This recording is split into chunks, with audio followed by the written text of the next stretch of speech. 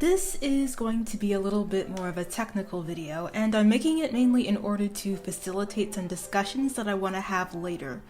If you're new to my channel and are waiting for more explicitly political stuff, bear with me, I will get to it.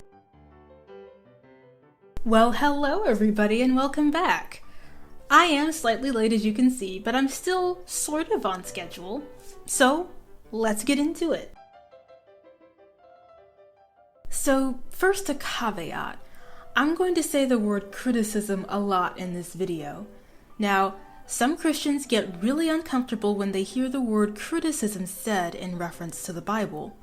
American fundamentalists and evangelicals, in particular, tend to hear biblical criticism and assume that the speaker intends to make a malicious defamatory attack, or at the very least, inappropriately negative commentary on the Bible and or Christianity.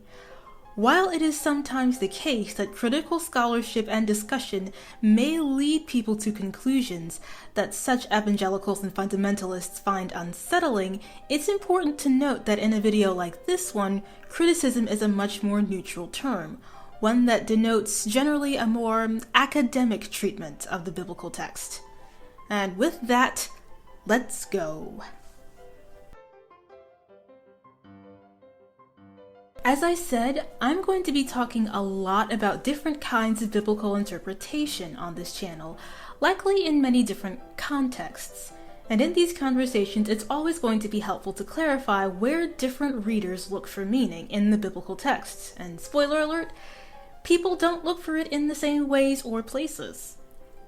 In the current biblical interpretive discourse, how's that for word salad?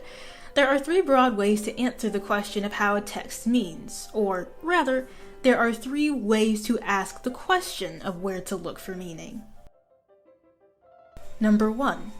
Should we look behind the text?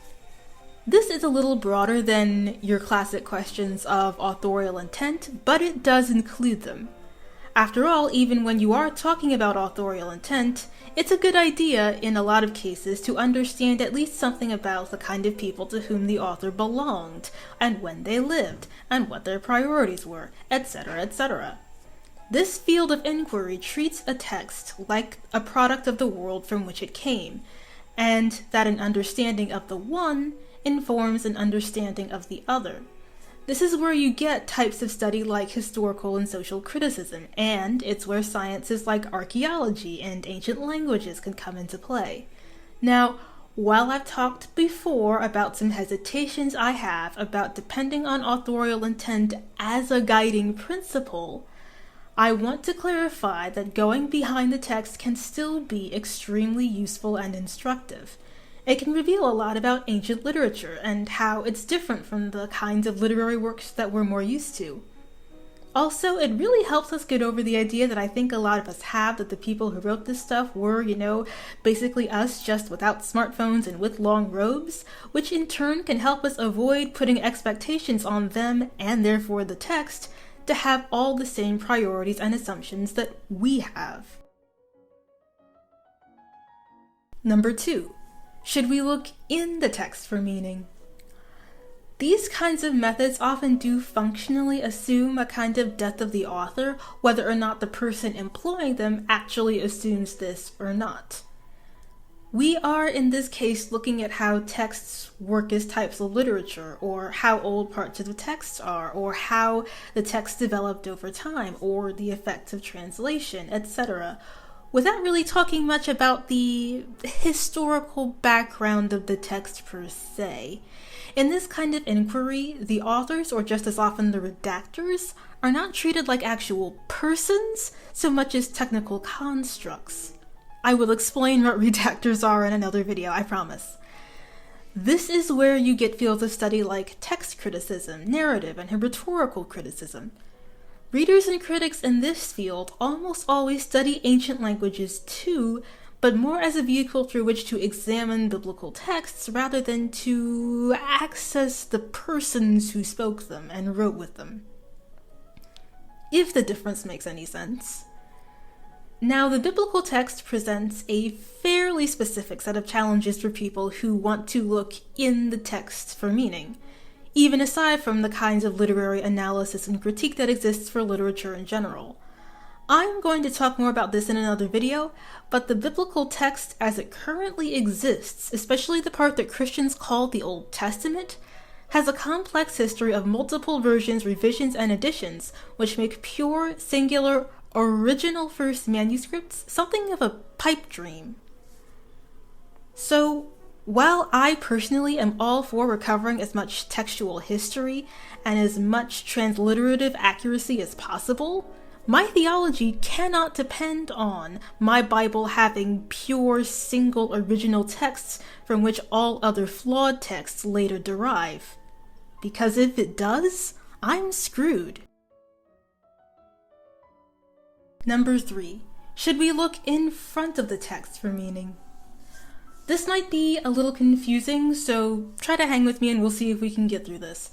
This line of inquiry focuses on what the text does and can do, by which I mean it focuses on how readers of the text have read and used it and continue to read and use it.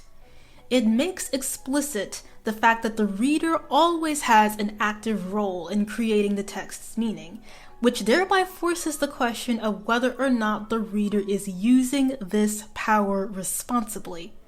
This is where you get fields of study like deconstructive and reader response criticism.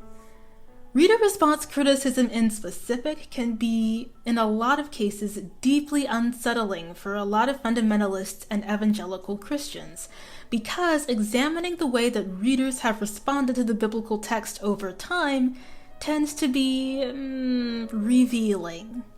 For one thing, it can often show us that ideas which some Christians might think come from the Bible actually come from things that other Bible readers have said about the Bible. For example, a reading of Romans 5 that Augustine got completely wrong because his Latin translation was shit, and he ruined Romans 5 for all of subsequent Western Christianity. It's called original sin, and it sucks. For another thing, it can bring the issue of violence to the forefront. It highlights how people have read the text in ways that justify violence and oppression. Recall the examples of biblical justification both for enslaving Africans and for slaughtering indigenous Americans from the last video.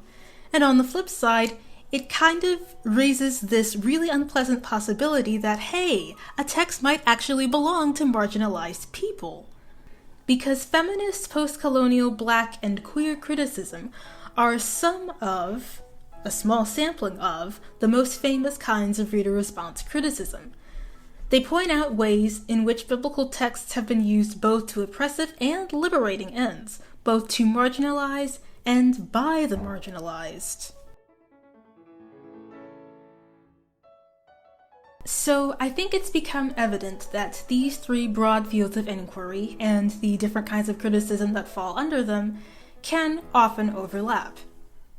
For example, in my last video, I dived ever so lightly into just a little bit of context behind Genesis 9 based on the work that redaction critics and historical critics have done, going behind the text, but I did so in a way that made it pretty clear that I concluded that what the author was doing with that text was an ethically problematic action, which is very much a reader response thing to do, going in front of the text.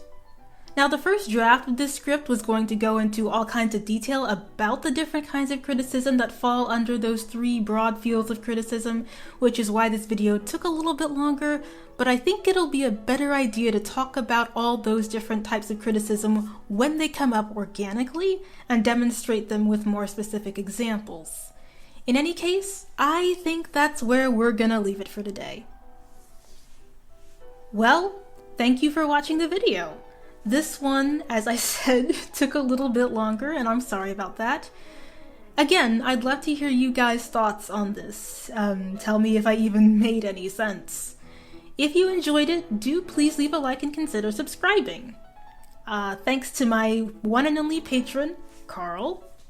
And if you'd like to support my work here, my Patreon and Ko-fi are both in the description. Until next time!